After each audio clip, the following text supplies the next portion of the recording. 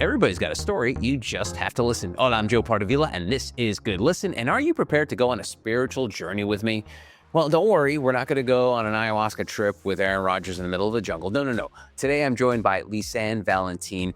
Lisann's got a great story. So she was a lawyer, an actress, and now she's a shaman who's guiding multi-passionate, high-profile individuals into their Akashic intelligence. Now, I will be completely honest with you. I don't know what any of that means, but we're about to find out. Lisann, welcome to the podcast. How are you? I'm great. I'm excited to be here, Joe. Oh, I'm glad you're excited. And I want to start our conversation talking about spirituality and sort of how not everyone falls into a spirituality bucket. So I was born and raised in a Catholic family, immigrant family. So we were Catholic, and I was actually an altar boy for a hot minute, but then the hours sucked. I don't know if you realize, you have to wake up really early to be an altar boy. It's a lot. But as I've gotten older, my spirituality has developed that I don't want to say I'm totally agnostic. I'm one of these people, I believe there's a higher power out there. But spirituality is very fungible nowadays. Even the actual old school Catholic and Judaism and Islam, they're all people kind of just. It's almost like I think someone once called it grocery store religion, where you pick and choose what you want your spirituality to be. So tell me about your spiritual journey, because I know I think your family's originally from Puerto Rico. So, and I'm assuming there are some Christian values there, but how did that develop into the spirituality that you live through now? Well, on the surface, my grandparents were Catholic. And so everything that we did that didn't fall into the realm of Catholicism was secret. Nobody talked about it, and there were no explanations given. We just didn't bring it outside the family, which was easy since there was always 50 people in my grandparents' house. So we didn't need to talk to anybody else about it. My grandfather is what is known as a curandero, shaman. And so he comes from a line of shamans, and he would help people. But again, it was very discreet. And then, he still would go to church, and you'd have to do all the things and the sign of the cross and all that. But when he was home, he was working with energy, basically. I learned laying on of the hands, which is what I learned that language from Christianity. We did that regularly in the house. He was always praying over us. He was prophesying over us. You couldn't hide anything from my grandfather. And so I kind of didn't even want anything to do with it growing up. I learned what I could, and then I was super Catholic. I thought I wanted to be a nun. Then I was like, wait a minute, there's a priest role. I want to do that. And they were like, you can't. And I was like, this is garbage. Why? Why can't I do that? That sounds better than nun.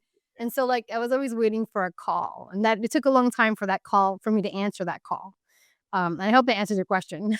Yeah, let me pull that thread though, because you mentioned that the fact that you came from, old school Puerto Ricans, and as most people don't know, it's always funny to me when people are like Latinos, they vote conservative. They're conservative. I'm like, the Latinos are probably the most conservative people you ever meet. And I jokingly say some Latinos are probably the most racist people you ever meet. So so there is that, there's sections of Latin America that hate each other, which is weird. And people white people will be like, well, why do you all hate each other? You're all Latinos. No, we're not. We're all different. But I was curious in terms of your grandfather's spirituality, because it was energy based and all this, and a shaman.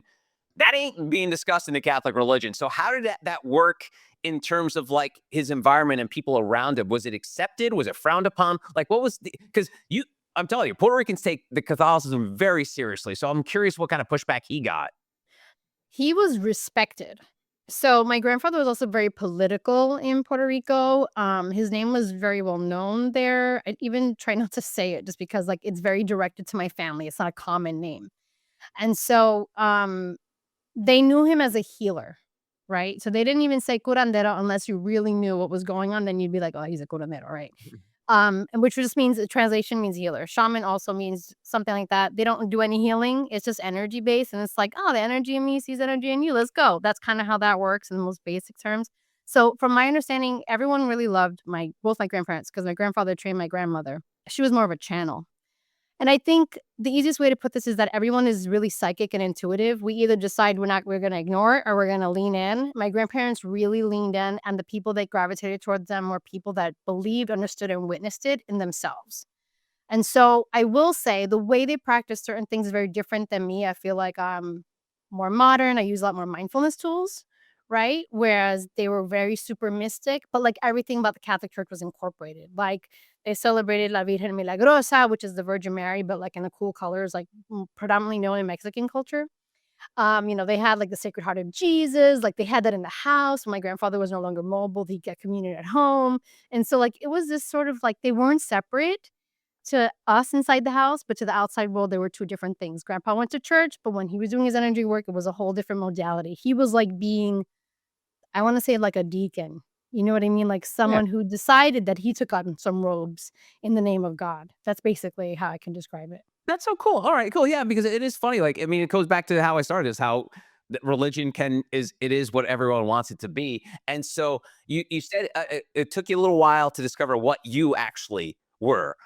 So was there one of those Oprah aha moments? Was it just something that developed over time? When did you realize? And let me get this right. Well, I probably won't pronounce it, but Akashic. What Akashic? Akashic. Yeah. Uh-huh. All right. So tell me. So tell me about your discovery of your current spirituality and how it all came about. Okay. So I will say I turned it off a lot growing up. So I went to Catholic everything, like all the schools, even in college, right? And so we did a fundraiser, a palm reading was part of the fundraiser. And I was like, oh, I can do that easy. Like that's my normal. And then something like the volume rate is really high. And I remember I was like going crazy with this. Like my intuition was losing its mind, right? And I went home and I told my grandfather, and he scolded me because I started reading people that didn't sign up for the palm reading thing. And he was like, you never interfere with someone's destiny, basically. You don't go up to people and you don't read them unless they ask you. And I was like, I felt so shame. I felt a lot of shame in the moment because I'd never used my gifts. And the minute I used it, like if it was a Tonka trunk, just throwing it everywhere, like I got in trouble. And so then I shut it down. And it was like a lot of stops and starts with that. It didn't really come to like full blown. I listened to one of your podcasts, two of your podcasts before this. It didn't come full blown online until 2020. And it was there was an app called Clubhouse. And I'd already been reading the Bible for 5 years. I was looking for something bigger. I was like, something is here, but I don't know what this is that's calling me, but I feel it. Like it's gonna blow, right? I heard a shaman and a kahuna on a call on this app called Clubhouse. So kahuna is a shaman in Hawaii, and this shaman was in California that was talking. They were just conversing about energy and life and whatever. And I had physical like electricity coursing up and down my body that day. And I freaked out. I was Wait, like, how did you mhm, find? Or people don't remember Clubhouse because it feels like ancient history now. It's yeah, basically like your old school like AOL chat room, but it's audio. How did you right. find that room? Oh my God, I don't know. The room found me because I wasn't following either of these people. I just saw like interesting conversation, clicked the room. It was only me in the room with the kahuna and the shaman. They were just talking kind of, I was like eavesdropping. So like this live podcast. And then my body went on like literally electricity. Like imagine if you get like static, when you want to like lean into your spouse or something and you get like a static, Yeah. all over. And I was like, "What is happening to me?" I got on the mic, I got on the stage and started talking to them, and they were like, "Oh, like, basically, you're about to go on a journey." And I was like, "What?" And, that's when things started unfolding. I started gravitating towards shamans. They, like, found me in different traditions, mystics, and then some people that read the Akashic records. I'd never used that word before, but let's rewind. I've been meditating since I was 14 years old in high school. A nun taught me. And I would go on these vision journeys all the time. I didn't know that that wasn't normal because I'd been doing it forever. In one of these, a shaman appeared and basically said, "Are you ready to answer the call?" And this was like actually a shaman I'd seen before, like it was in my room. And I was like, "Yeah, totally." And then, and then I like got out of it and was like, "What did I say yes to?" And then it's like I doubled down on my lineage. So I will say, if you grew up in like Hogwarts school and you're not the most talented like student, then all of a sudden like you get handed like the magic wand and you're like, "Oh crap. Now I have a journey to go on, right? I need to have wisdom, discernment. I need to honor my family." Like there's a lot that happens when you say yes to the call. Okay, so let's unpeel the Akashic onion. Yeah. For folks unfamiliar with that word, like me, what does it mean? Is it a religion? Is it like what is it? What is Akashic? Okay, this is how I like to explain it. Akasha means ether. It's a Sanskrit word that means the ether or the heavens, right? And so in a lot of traditions, you hear a thing called the Book of Life, where it's supposed to be like the history of like your soul's journey, why you came here, what you're here to do, and all that. But it's also like the history of everything, all existence. Basically, I like to say is if you have you get a hit like, oh, I have this feeling I shouldn't go here today, right? I like to say that's getting like wine from the local bar. I like this glass of wine from the local bar. I can kind of feel like around this area I shouldn't go down that block. I'll go down this block. Okay. If you get I shouldn't go here because there's an event that's about to happen and I need to be really mindful, like very specific guidance. That's like getting wine from the vineyard of vineyards. That's the Akasha. Akashic Records is going to give you like the bigger picture, the eagle eyes view of why you shouldn't be at that place or why you should be at that place because you're about to embark on a journey. You're about to change the course of your life. You're about to shift careers. You're going to meet the love of your life. Like you'll get a bigger perspective of why instead of just don't go down the corner. So Akasha is like eagle's eye view of what the potential path is.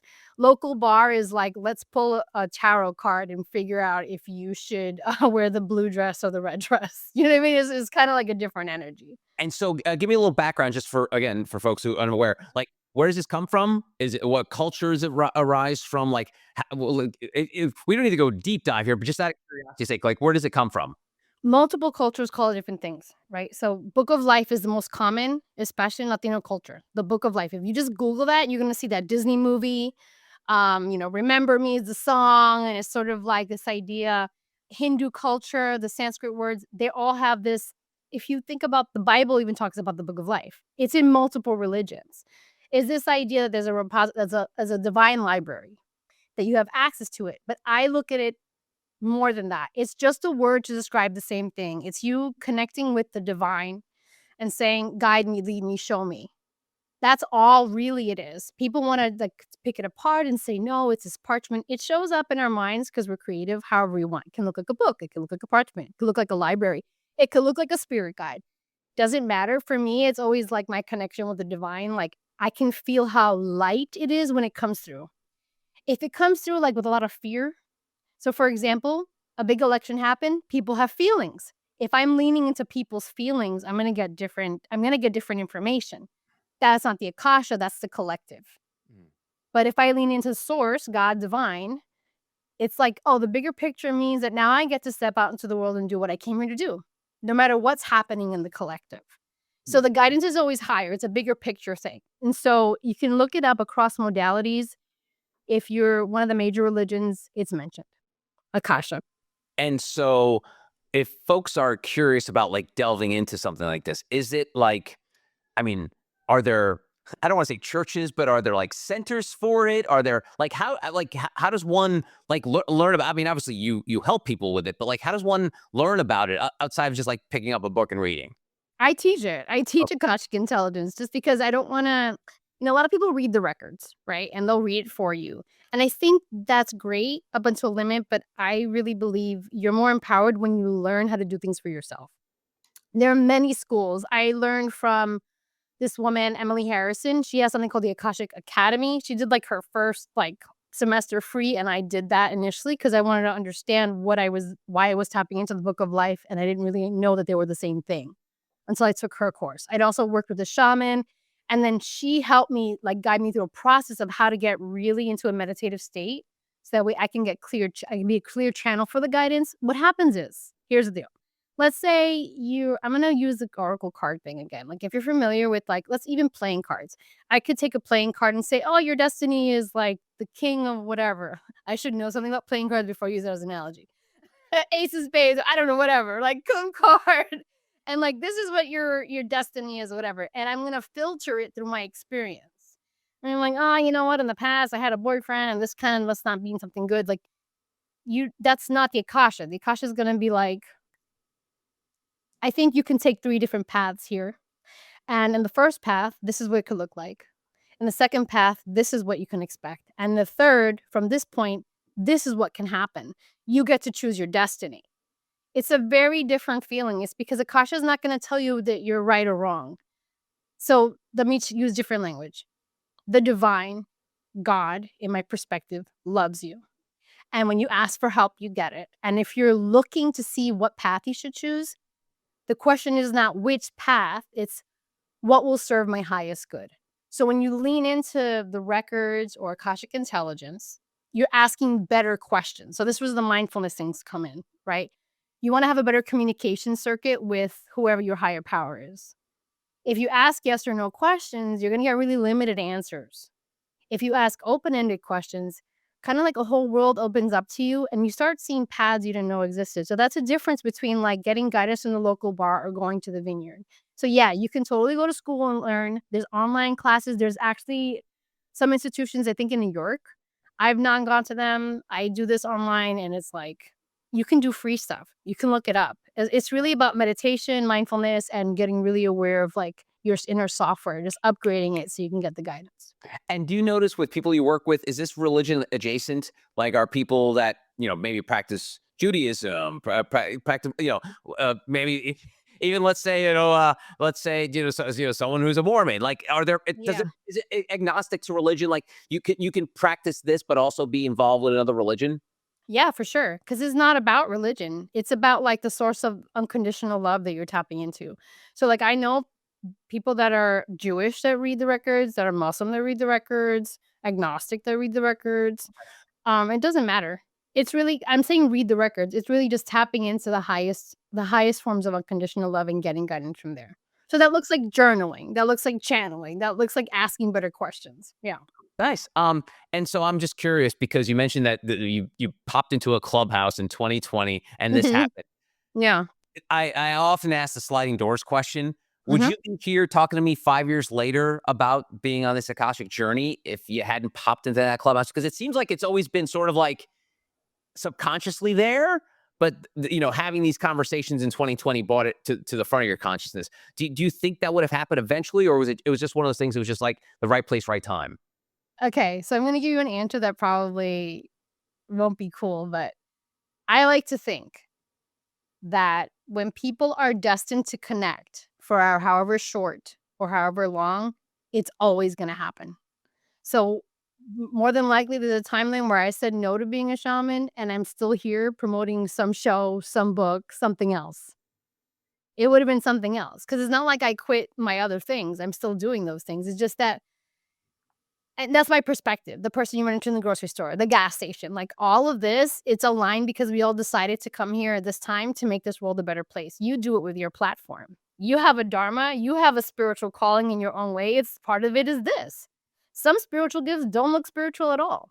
But, yeah, the sliding doors would still I think would still get me here, it would just be totally different circumstances. Cool. All right. And you mentioned the things you've done, and so you've lived a very typical life. You've been an attorney, actor, and shaman. Um, so obviously I say that in jest, but like that's not average. That is very different. So if and again, that would be a whole other podcast going through all the careers of your life. But can you tell me how being on the spiritual journey changed along the way what professions you had, or maybe they were just happening at the same time and they were on like two different tracks? Like, tell me about like this career path and your spiritual path. Yeah. So what I'll say is this, I started writing to God in a journal when I was 8. Literally, I would complain to God, talk about awesome things to God. I would have the journal still. It's like they're very short conversations, but I was always writing. And while at the same time, I was trying to figure out what I wanted to do.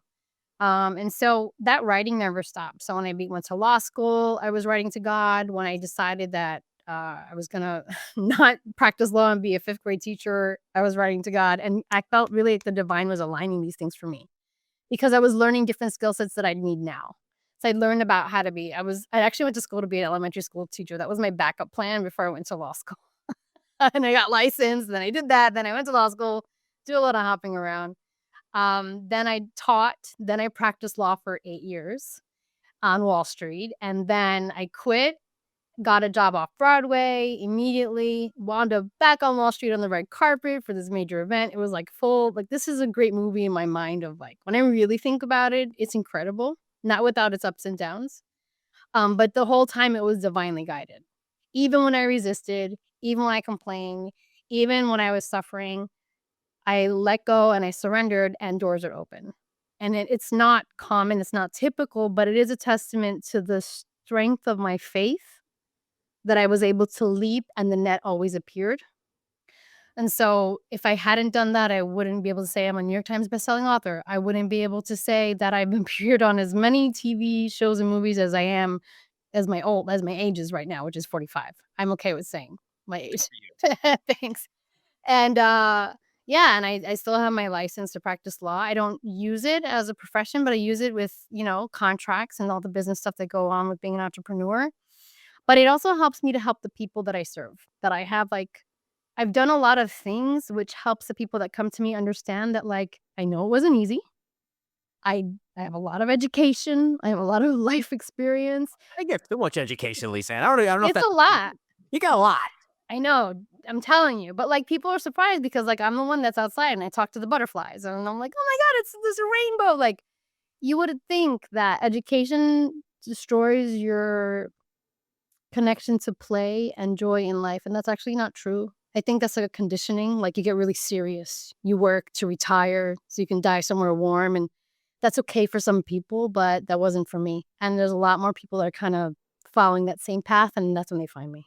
Wow. So, I'm not going to psychoanalyze you or anything like that, but it almost seems like you need to have this strong spiritual backbone to deal with all those pivots because, like I said, they weren't like they weren't slight pivots. Like you were doing major shifts. So, without having that strong spiritual backbone, you probably wouldn't have been able to pull all of those off, especially at a high level. I mean, No probably way. people might pivot in any way, but doing it at a high level, I think you need that additional support, right? For sure. I mean, there's no way. This is not about me. Literally, I honestly don't think there's anything really special about me. I think that I was afraid and did it anyway. And it's because my faith was strong enough to guide me through it. Truly, truly, truly. And even though that went from Catholicism, Christianity into this sort of I love all religions. And I just love the idea of there's this divine force that is the highest forms of unconditional love that guides me no matter what I want to do. That's kind of what my jam. If I had a t-shirt, it'd be yeah, my religion is love. I'd be very Bob Marley. Um, this would be this was the guiding force. I think if you have something propelling you, for some people, it's their children, right? That really is a driving force to everything they do. For some people, it is religion. It just depends. If your driving force is something other than love, though, I would ask you to take another look. Take another look. There has to be something bigger driving you in this world? Yeah, I love the way how you describe the relationship of spirituality to how you live your day to day because I am one of these again pretty agnostic people that my eyes roll when I see like a athlete be interviewed after the game and they ask them about tell us about that play and the first thing they say is I praise to God, thank God, and everything like that. And not that I don't think I always feel like I always feel sometimes religion is displaced. Like there's time and place to discuss it, but you describing how strong a hold it had on you in terms of of development as a human being that now I can kind of see it again. I know I'm not very smart, but I could see now why athletes would be like, oh, okay, there's a reason I'm doing this. So thank you for explaining that way because I sometimes again I have a very libertarian point of view of life. I'm like, do you as long as it doesn't hurt anybody. So, but Yeah. sometimes my sarcastic New Yorker does let an eye roll out. So, thanks for explaining this. Just your spiritual journey, how it sort of drives you, and if you take that one, it's almost like playing Jenga. If you take out that one little block, all of it topples down, right? Mhm. Yeah, I mean, right, you want a strong foundation. It doesn't have to look like religion. For me, this can challenge some people's beliefs, right? If I say the divine lives in you as you. Life isn't happening to you, it's happening for you. You get to co-create that existence. Some people who see divinity, God, higher power as separate from them will bristle, right? Some people who see a higher power as a punishing force that you have to earn that love, they won't receive what I'm saying. They won't listen to this. They won't hear this at all. But if you see that the universe, divine, who whatever, your higher power, the highest version of you, your soul's essence, whatever is guiding you and pulling you forward when you keep saying yes to the things that feel good to your soul. And even if that's just I keep seeing you have children, right? Hell no, just a You dog, don't have kids, just a dog. just a dog. That I dog. keep seeing this idea of a father figure looking into their kid's eyes, That's right? me looking at my dog Nathan, who's sitting There by you me right go. now. Yeah. See, right in that connection with your dog, you see love. Like your dog doesn't really want anything but to be fed and to be loved, right? And and honestly, what if people are gonna be so pissed when I say this, God doesn't need you to feed them, right? This divine in you doesn't need anything but love. That is what nourishes them. And actually, if you don't love that divine, they're fine. But, like, when you decide to say yes, it's like that love magnifies. It's like, "Oh, you love me, I love you back." You give your dog a treat, your dog's all over you, right? Yeah. Your dog's not going anywhere, period, right? So, it's a really weird example, but No, I like that. You know, it's funny you talking about this concept of love, how it doesn't have a particular shape. It comes in all different sizes. I almost feel like here we are in 2025 and we're in a love deficit. Like compassion is just like gone. Like everyone like looks down at other people. And I don't want to get into the technology part of it, which I'm sure fuels some of this. But how does your work help when you help people along this journey in terms of filling that? Because I think some of us are so hardened, especially if you live in a major metropolitan area where it's all about the hustle and it's all about like getting paid and all the shit that comes with it, especially in some industries. But how does connecting with the spiritual side and going on this journey with you, how does it help fill that? Because I feel sometimes a lot of people just don't feel any love. That's what makes them into assholes and what makes them hardened. And you could just flip on your Facebook app and you'll see that right in front of your face. But like, tell me about how this going on a journey like this can help people who feel like, man, the world's a shithole and nobody cares about me. oh my god, that's such a layered question. Okay, it's funny because I saw a poem earlier today, and something told me to keep it out. Okay, I'm gonna be here reading poetry in your podcast, but it's sort of like I'll send it to you if it needs to be quoted, but it's sort of like this idea of like, look in the mirror at the love that's been with you your whole life that you abandoned for the love of another. And, like, invite that version of you to sit to have a feast. Like, my whole life is that. When I talk to people that feel like they don't understand love or they can't even understand the love of a divine force living in them as them because they've never really known love, then we have to get to the root of that. We have to find the thing that they love, and for some people, it is their dogs. I have a lot of people in my life that have, like, they're advocates for animals, and so then we anchor into that. We find the thing that they do love and we help them magnify that so they can remember that they came to this place from love. When you start shifting that perspective, but like you are loved, you are loved. I can look at you, I can look at the worst things that you have done and not even flinch because I can hold that space with you without judgment. When you start experiencing that, in your life, actually what you see on Facebook is gonna change. Actually, what you see on the street is gonna change. Actually, what you see when you're driving down the road is gonna change because your perspective has changed. That's where the mindfulness things comes in because the more you focus on, like, how the world is burning, because it is literally burning right now, all you're gonna see is fire. But if you look at yourself as the one that came with the water, life looks like it's ready to be reborn, that there's something new coming on the horizon, that you are there to help support this system just by being who you are, not by running in the streets, being an advocate or fueling more of the same shit. Like, that's not what we're here to do. We're actually here to amplify what we know is possible. If you can amplify what's possible, meaning you show up happier, you smile at someone, you actually help someone with their grocery bags. I don't know, you spend a little extra time with your dog and you feel that kinda, like, sadness that's happening in your heart. You say, "Oh, maybe I feel a little better today. I'm gonna go out for a walk today. I'm gonna do something different today." Your whole reality changes, and so you start finding love in other places, in the trees, in the butterflies in the sky, in your clothes, the way you dress, the way you wash yourself, the way you look at yourself, the way you talk to yourself. These sound like really simple things, but you change these little things and your life actually changes and you start seeing love in more places. Hmm. There is the phrase you hear a lot in therapy and even everyday life, but like you can't love anyone else unless you love yourself. Mhm. It almost seems like that's the way you're explaining it too. Like it just starts with you first. Always. And so what? Yeah, this could be hard, and it's hard. Tell It's me, hard what to have is this it? as a generalized question, but why do people have so much trouble loving themselves? Like from your experience, and I know this is more of a generalized answer, but because I think that's why if you look at the political divide, you look at the even the religious divide anywhere on this globe, a lot of it stems from just like this self-loathing and this lack of love with themselves and reaching out to something else to fill that. Um, why do you think we many of us have trouble loving ourselves? Okay, I'm gonna say it in a weird way, because why not? Um, they're playing Mario Brothers. This whole game, let's say we're playing Mario, you know the game Mario Brothers? Okay. And, like, you're trying to get the stars and the mushroom, and then you fall into the freaking pit, and you're like, "Shit, I can't do this, I gotta do this again." You start getting frustrated because 'cause you're not good at this game, and it's like That's kinda like how life is. If you play that game without a reward system, you'd be a lot easier on yourself, right? Except for now we're in life school, and everyone that's already been in life school wants to teach the littles how to play the game, right? And so when you're little, you're not seeing things. So one concrete example is I'm considered trigueña, right? Like I'm tan, even though I'm very pale today. And I was the most more the one of the more tan people in my family. And I didn't know that I was darker than most of my cousins. And I remember someone told me, "Oh, but yeah, you're like so and so, another cousin who's also she was darker than me at the time.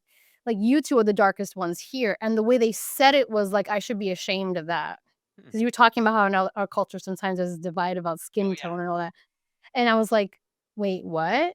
And I kind of remember just standing there frozen, like, I'm different than everybody. Wait, that different is bad. I shouldn't be this color, right? And it's weird if you look at me, presenting, I don't seem dark at all, but this is a nuanced thing, right? I'm Latina, I have indigenous African, Spanish blood. It's a big mix. Um, but once I saw that color in me, I couldn't unsee it. And then I was trying to figure out, well, what else made me different? Then I tried to find myself on TV and I saw Felicia Rashad and I was like, oh, I look like her. My hair is like her. I'm dark like her. Like I'm like her. She spoke Spanish. She was from Brooklyn. That's all I needed, right? And so, like, but if I thought that that was bad to look like her, I wouldn't want to look like her. And then I would feel shame anytime anyone said I looked like her, right? And then I would want to maybe make my hair super blonde or I wouldn't want to get tan. You see how this keeps going and now I feel Yeah. shame because I'm not enough because if I was enough, someone would love me, right? And so if this is what we're doing, we're living life because we're trying to meet someone else's expectations and we don't find that root, like kind of like inner child work. We don't find the root of that, then we're gonna keep trying to get satisfaction and feel enough through someone else's validation, and then life is a cyclical hell. It just is. And so, yeah, getting therapy, mindfulness modalities, getting the support you need to figure out where in the video game did you start losing, and then that was a bad thing. Where you're like, "Oh, shit, I" you could play the video game Mario Brothers and fall and not care. "Oh, whatever, I do it again, so what?"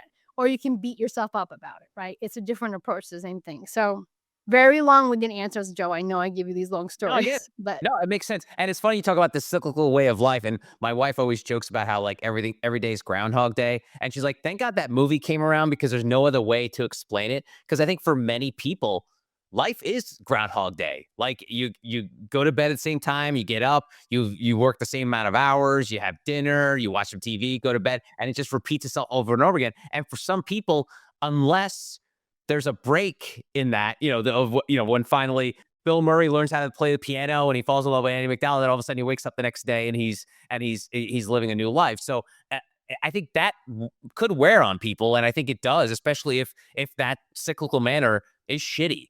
Whether it's you have a bad job, you're in a bad relationship, you're living in a bad area. So all of that just takes a toll on people's, I guess, love of themselves. I will say you have a choice.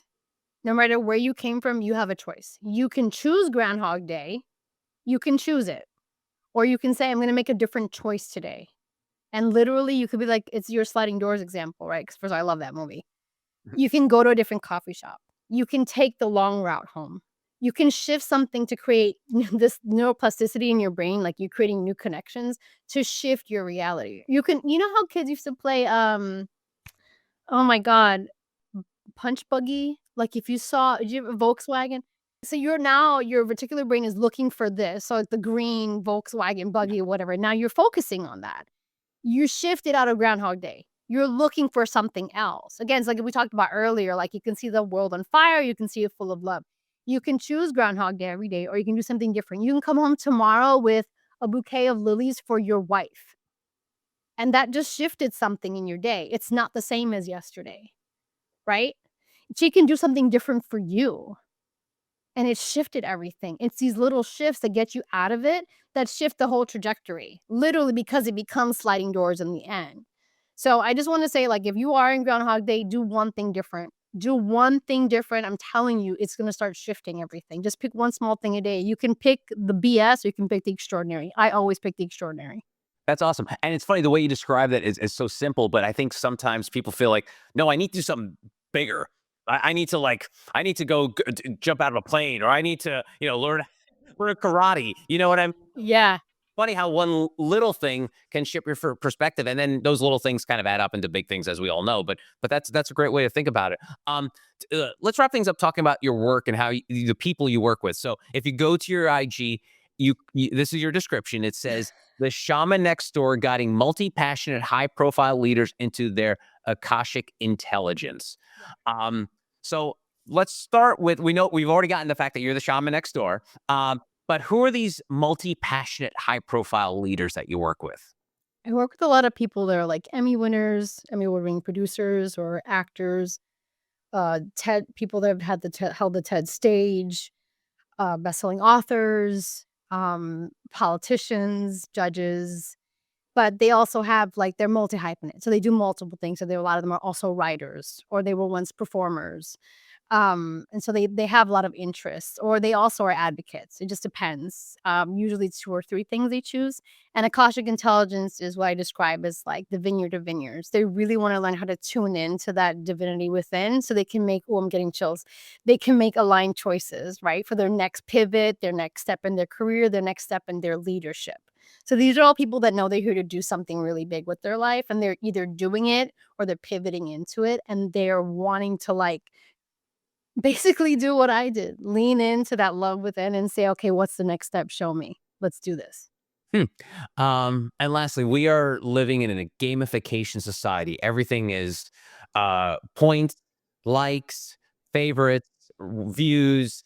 Um, how does living, following this modality of the Akashic principles, how does it help in that respect, in terms of like trying to find a way where you're not always seeking out other people's approval? Because I feel like that's the world we're living in. I mean, and we're not going to change it. I know people are like, oh, well, Instagram no longer shows how many likes it has. Like, people still know how many likes a photo has. So, tell me about how this can help people work through this gamified life that we live in.